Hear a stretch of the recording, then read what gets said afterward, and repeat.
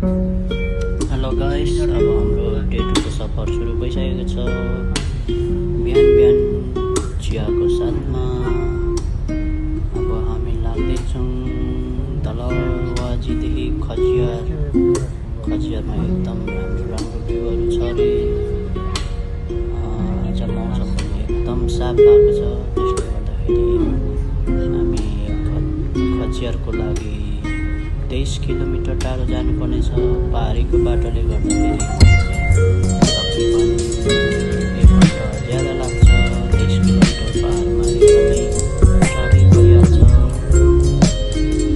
र यहाँ एकदम स्कुलको एरिया रहेछ यो। स्कुलको एरियाले गर्दाखेरि सबै स्कुलले नै मेन्टेन गरेको रहेछ।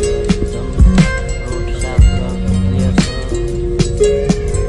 हरियाली एकदम मौसम राम्रो छ।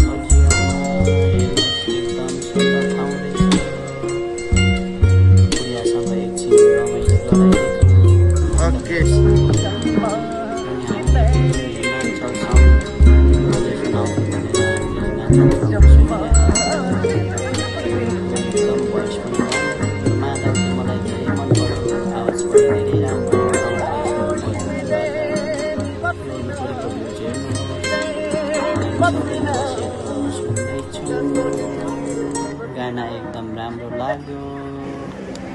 यहाँ फेरि हाम्रोले रिल्स बनाउने भनेर रिल्स बनाउँदैछ।